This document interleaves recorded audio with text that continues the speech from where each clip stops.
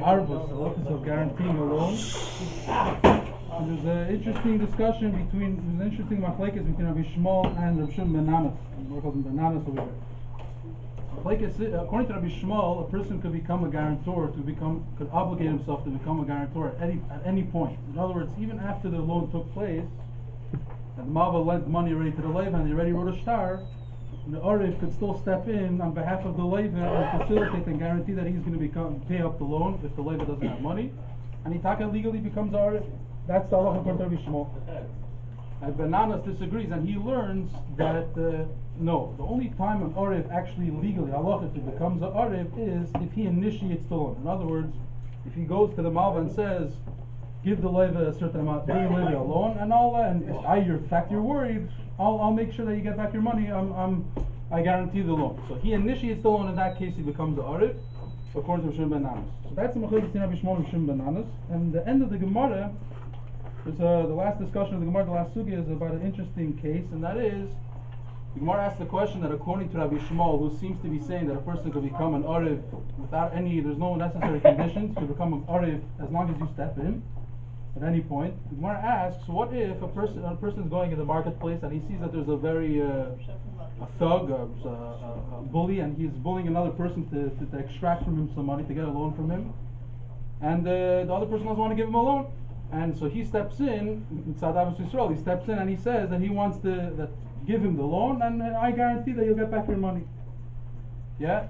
So the Gemara asks, what's the halacha according to Rabbi Shmuel? Does Rabbi Shmuel say that he is considered Arif, does become an Arif or not? What are the two svaras? From Tzadach, Rabbi Shmuel learns that you become an Arif in any case. There's no, you become an Arif at any point. He's very lenient in that way.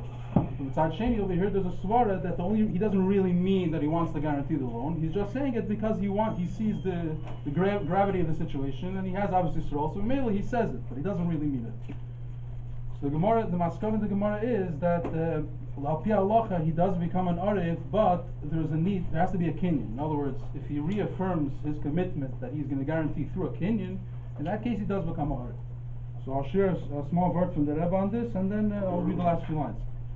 So the Rebbe says that B'chal we know that Masechta Bava Basra is the last of the three bavis, and the three bavis, as the Gemara says, Kula and Zikin Chad and Masechta, each one Masechta. And we know that the Musig of Nezikin really corresponds to Golos. In the Zman of Golos, that's the time that the Mazikin are dominating. And therefore there are three parts to Masechtas Nezikin, corresponding to three Golias, and to the three Bati Mikdashas.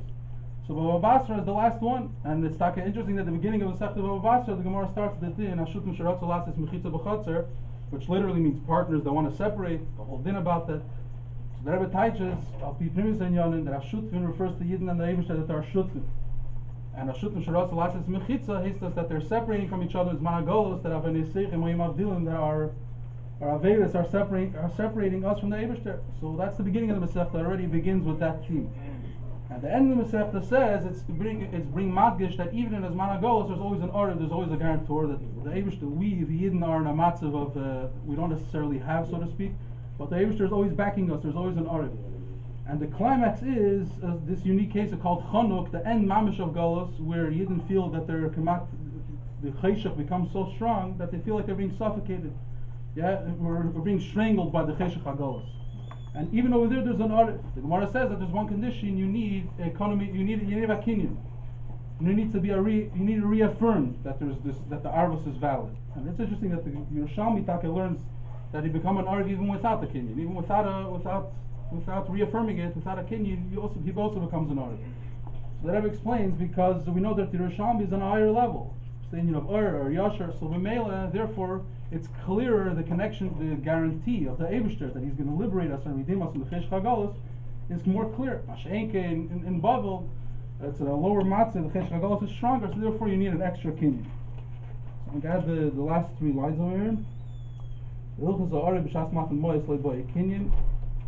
Orev, if you guarantee the Zman that the loan is taking place, you don't need a kinyan. But if he steps in after the loan already happened, you do need a kinyan. Or the Bezdin Leiboy Kinyan, and if Bezdin is the one who wants that the Orev should guarantee, you don't need a Kinyan. Why? Because the Orev commits to becoming a guarantor just by the fact that Beis Din trusts him to be the guarantor, that itself is enough of a reason for him to become to commit to it. So how did Allah get Pasha to slich some stuff above Vasu?